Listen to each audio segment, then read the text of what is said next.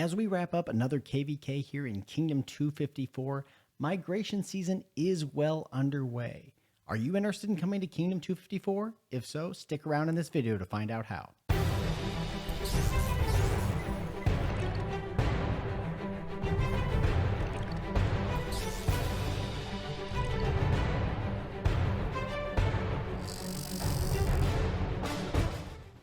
What's up, everybody? Psych out here with another Rise of Kingdoms video. This video is going to be unlike any other video I've done on Rise of Kingdoms before. This video is all about Kingdom 254, the kingdom that I am in, and maybe why you should consider coming here, or if you're considering coming here, how to get that done, or maybe just what you might enjoy about coming to Kingdom 254 if you were to come here. So look, we are in the midst of recruiting right now. We've finished this KVK. This is all of this purplish territory is ours here in Kingsland. The red and the green, those are our allies. So this KVK is pretty well wrapped up. You might have seen this KVK if you watched my live stream, if you watched Chisgle's live stream, or if you watched Redline's live stream, and probably several others. Pluto Gaming also has a live stream from his kingdom as well.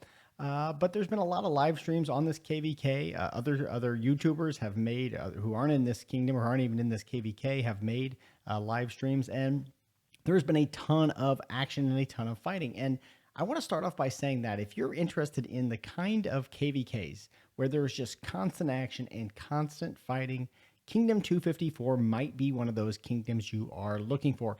One of the things that we do is we take tough KVKs. This KVK, we actually allied with two A-seed kingdoms. We are an Imperium kingdom ourselves. We allied with two A-seed kingdoms, or two A-seed camps, really, rather, over here.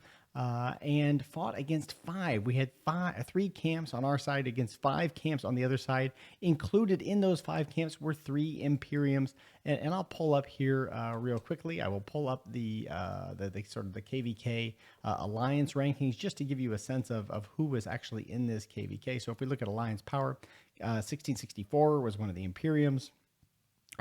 There was also 1541. This is actually one of our allies here. 1306. That was one of the other Imperiums that we fought against. And what was the other Imperium? I forget the other one. In any case, the point is we went up against, I guess it was 1834. We went up against three Imperium kingdoms and two other AC kingdoms and a 3v5, and just had a ton of fun, right? That's really what mattered. Obviously, we ended up winning the KVK, but that really wasn't relevant. There was some amazing fighting in Zone 5 where there was just fighting back and forth all day long for multiple days. There was a big fight in Kingsland. And again, I'll put links down below to some of those live streams so that you can check those out if you want to see what that action was like. But this video is all about trying to convince you, or to at least give you some heads up on what 254 is all about and why you might want to consider joining. If not during this migration, maybe during a future migration. So a couple of things that you should know about 254. One is that, like I said, we take tough fights. You're probably familiar with some of the alliances in 254, and I will pull up again the rankings just to give you a sense of who those alliances are. So let's look it up by alliance kills. So the number one alliance that you see there at the top, currently named Trash Disposal, formerly named Temple Run, or better known as TR, is a pretty famous alliance, I think, in the game of Rise of Kingdoms. Obviously, many people know Bunny, who is probably the one of the biggest whales in our kingdom. He is oftentimes leading this alliance, and I'll just do a quick look here at the alliance members. So there's Bunny there, but you're probably also familiar with Redline. There's Redline there, also an R4. If you've seen his channel, if you haven't, you should definitely check out his channel as well. So TR is one of the big alliances, our biggest alliance by power and our biggest alliance by kills in Kingdom 254. Going back to the alliance list, you are almost certainly familiar with Smash Squad Wolves, which was formerly in Kingdom 75, and a few KVKs back they migrated here to 254. Certainly you know a number of the alliance members here. You, of course, probably know Chisgle from Chisgle Gaming. His channel, of course, you'll check out some live streams of his as well that showed a lot of this action. But you probably also know Ruz, Cortex, a whole number of other folks that you're probably familiar with. Actually, during this KVK, War Daddy Chad was also in this alliance, but he will be bringing a new alliance into 1254 starting in the next KVK, right? As soon as this migration opens up, his alliance is coming in. So we've got some really exciting and powerful and well-known players in Kingdom 254 and some big alliances, but the alliance that I'm in is one that you may not have heard of, and that is Q7 forever, or what used to be LIV or live forever. But this is the Q7 alliance now. I won't go into what happened with the name change there, but in any case, the point is this is Alliance Q7. We are the third biggest alliance in 254 by power, and we're also the third biggest by kills. But if you look at our total kill points, I mean, look at this: almost 800 billion kill points for TR, a little over 600 billion kill points for Smash Squad, and over 400 billion kill points for the quote-unquote third alliance by power in Kingdom 254, which is right up there with the main alliance from 306 and not too far behind the main alliance from 1664. So the point is, we have players who like to fight and people who like to get kills. And if that's the kind of player you are, if you're the kind of player who likes to fight, Kingdom 254 might just be the kind of kingdom for you. Now, the other thing that we do, and I don't know if you can actually see it here, do we have deads? I don't see dead rankings, but if there were dead rankings, you would see we also have a ton of deads. And before this KVK started, I know that some other people who collect this data said that Kingdom 254 was #1 in total kills, and total kill points, that is, of all kingdoms. So look, we like to fight. We put all of our troops on the line. If you look, I will go through a real quick scan of the Alliance members list. Like look at our force, right? 72, 66, 62, 61, 60, right? These people's power is because they killed their troops, because we went and we fought and we killed our troops. Okay, so we've got some 80, 70, right? Look at the power on many of these players are in the 60, 70, 80 million power range. Now, a lot of people might think, well, wait a minute, the only way you can go to 254 is to be a big whale, right? You have to be hundreds of millions of power. No, that's actually not the case. One of the things that we look for in 254 are people who are 60, 70, 80 million power and willing to fight on the field and put those troops on the line, not afraid to lose those troops. So that's one of the big things that you need to keep in mind. If you're interested in coming to 254, you have to be willing to kill your troops. And one of the reasons we do that is so that we can do really awesome migrations like this one. I'll put a card at the top for when I migrated to 254 and the amazing things that they did to actually make it so that I could get into 254. They killed so many of their troops. They filled their hospitals. They did all kinds of things to make it so they could get a really awesome migration. And that's what we're doing right now. We're going to be bringing in hundreds of new players into 254 right now, just in the next couple of weeks. So I'll also put a link down below to our Discord server for migration. So if you're interested, you should join that server. Fill out an application. Again, if you might be thinking, oh, I have to be a big whale to be in 254. You don't. If you're 60, 70, 80 million power, or if you train to 60, 70, 80 million power before each KVK, and then use those troops, lose those troops in fighting, that is exactly the kind of player we like in 254. People who are willing to put their troops on the line and not necessarily wanting to power up. And I would say this, that is the kind of player we're actually not looking for. So if you're the kind of player who says, I want to keep growing, I want my power just to go up, up, up, and keep going up, 100 million, 200 million, 300 million. That's actually not what we're really looking for in 254. We have some players like that, but those players are also willing to kill hundreds of millions in power in troops every KVK. And if you're not the kind of player who wants to train hundreds of millions of power in troops, that's okay.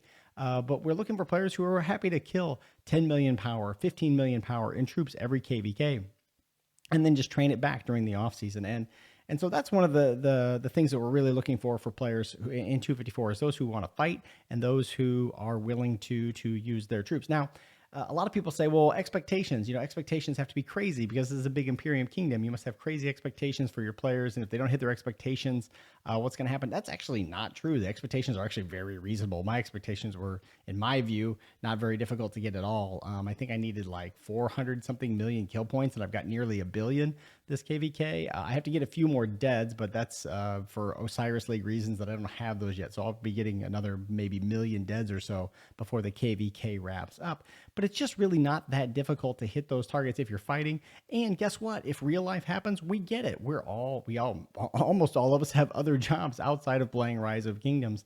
And when you have real life issues, that's not a problem. Just let us know. And we go, okay, that's cool. No problem. We'll make it up next time. And as long as you can keep your power within some reasonable range so that we can have a big migration, so we can bring in new, fun, exciting, and awesome players with every migration, it's really pretty cool here. It's really pretty chill place. Another couple of things I would say that make Kingdom 254 a lot of fun and the alliance that I'm in, Q7, a lot of fun is it's pretty low pressure because there are so many players, right? We have hundreds and hundreds of players online at any given time, 24/7. There are hundreds of people online fighting, taking the battle to the enemy, defending flags. There's no real immediate pressure on you personally, right? So you can kind of do what you need to do, get in and get your action in, work with the rest of the group. At any given time, there's hundreds of people on Discord in voice chat, especially during fighting time, to coordinate our group efforts.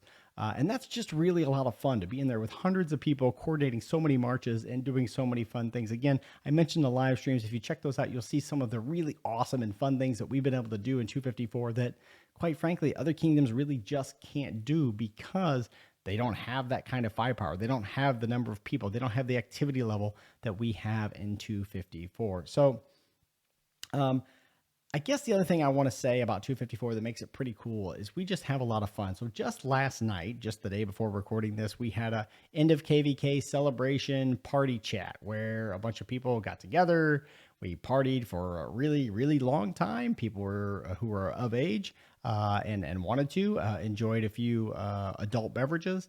And we just really had a lot of fun chatting with each other, hanging out, playing some games on Discord servers. And so there was a lot of fun things to do that are outside the game as well. We also have a lot of people who play games that are not just Rise of Kingdoms, and they play them through the Discord server. They play them together. It's just really a lot of fun to be here, even if you're not in the Rise of Kingdoms aspect of the game. So, and that's also true during the off season. During the off season, there's all kinds of other fun stuff to do. Another thing I want to say that sort of emphasizes here, and I am talking about coming to 254, but I want to talk specifically again about our alliance here, Q7, the alliance that I'm in. Again, I think a lot of people say, oh, I need to be in the top alliance. Guess what? In this alliance, there are a ton of people who spend. If you're thinking, oh, I need to be in TR because I need those gold chests, guess what? There are plenty of gold chests dropped in Q7. There are plenty of gold chests dropped in SW. So there are lots of gold chests to go around. There are plenty of spenders in each of the alliances. And I'll say this, that for me, Q7 is just a great alliance to be in. Again, if you watch those live streams, you'll see that we got to do some really awesome things just in Q7. Now, of course, we can always switch alliances, and people do. People switch alliances. People go to VPR, our quote-unquote Academy Alliance. People go to G3, our fourth alliance by power, right? So people have been in all kinds of alliances to do rallies and all kinds of things like that. So people move around a whole bunch. So it's not like you're really just stuck in one alliance. But we do have a roster for everybody so that we kind of know where people belong to and sort of who's responsible for managing how everybody's performing and what everybody's doing. But the big thing that I really like about Q7 is at the end of every KVK, and we're going to have one here in a couple of weeks, and when we get the new migrants in, we have an all hands or a town hall meeting where everybody gets on the Discord, everybody listens, and we hear from the R5s and the R4s about what's going on and what to look forward to in the next KVK. We look at our past performance. How do we do in the previous KVK? What do we need to get? What do we need to do to get better? And then one of the things that I think is really, really cool is we actually do individual level coaching for people on their accounts and say, hey, I'm new here. What do I need to work on my account? This is what my account looks like. This is what my gear looks like. This is what my commanders look like. We'll actually go through with you, look at your account, and help you make decisions for what to do next. Should you work on a garrison commander? Should you work on a rally commander? What gear should you work on special talenting to sort of give our kingdom the best chance in the next KVK? So we do that kind of thing here in 254 to actually help you get better as a player as well. Finally, one other thing I want to mention here about 254 and Q7 in general is that we have some pretty tough teams in Osiris League. So we're getting down to, well, I guess we're down now to the, oops, sorry, that's the wrong thing to look at there. What do I want to look at here? The qualifiers? No, that's not it. Where is it? I thought there was some way to look. Can I not get there? I thought there was a way to look at the next stage. I guess there isn't yet. Any case, the point is that we've actually already down to, I thought it was here. It used to be here, but maybe it's not here anymore. That we're down to the top 32 teams in Osiris League. Kingdom 254 has two teams that made the top 32. That is the TR team and that is the SW team. The Q7 team was just so close to making it. I almost guarantee you they make the top 32 next season after this recruitment. We've got a new alliance coming in, War Daddy Chad's alliance. HMB, or Hold My Beer, is coming into the kingdom. I'll guarantee you they're going to be competitive in Osiris League. And we've also had really good performances in Osiris League out of G3. We also had a really good performance in Osiris League. Again, G3 almost, they were like this close to making the top 32. And VPR even almost won their group. So, I mean, we have some really, really good alliances. We have really great strategy for Ark of Osiris. So if you're an Ark of Osiris player or you really enjoyed the Ark of Osiris game mode, Kingdom 254 is a really great place to be. And again, Q7, we have just great strategy, great leaders who are putting things together for our Ark of Osiris team. And I'll bet you next season, this team does make the top 32 as well. So look, we do all of these kind of fun things. We get to do really awesome stuff in KVKs. And again, we take really hard fights. We say we take hard fights because we want to have fun, and we don't care if we win or lose. We've won the last two as it happens, but it wasn't guaranteed that we were going to win either of those. Both of those were hard-fought KVKs. We lost a lot of troops, particularly in this one we lost a lot. But we do a lot of fighting, and we have a lot of fun together. And so if you're interested in Kingdom 254, I would encourage you to go to that migration Discord and apply. And you might think, oh, geez, I have to be a big whale. Or if I go to Kingdom 254, I might think, well, can I ever win a Mightiest Governor? I think Mightiest Governor just ended. The answer is actually yes. Believe it or not, you can win a Mightiest Governor in Kingdom 254. Now, we do one fixed Mightiest Governor typically for a new commander, and it won't be this one because we've got fighting and stuff going on for this next one. But we typically do one fixed Mightiest Governor event for either garrison or rally leaders. People have to apply for that. Then there's a committee who helps select. And when you do that, you are committed to expertising that commander. That is, people who get selected then have to go expertise that commander.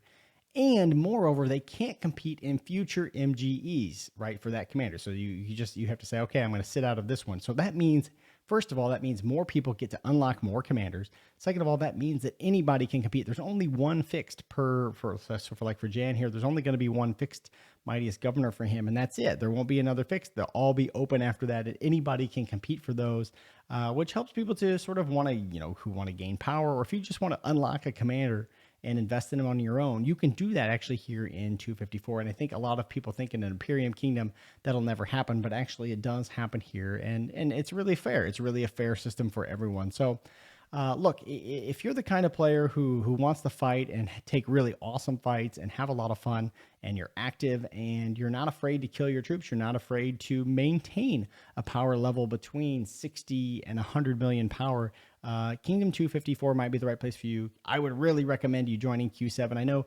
TR and Shadow Wolf are very, very close to filling up. I know they're very popular alliances to go to, but I'm telling you, from my experience, Q7 is just as much fun as any of those alliances, and those alliances are great fun, but so is Q7.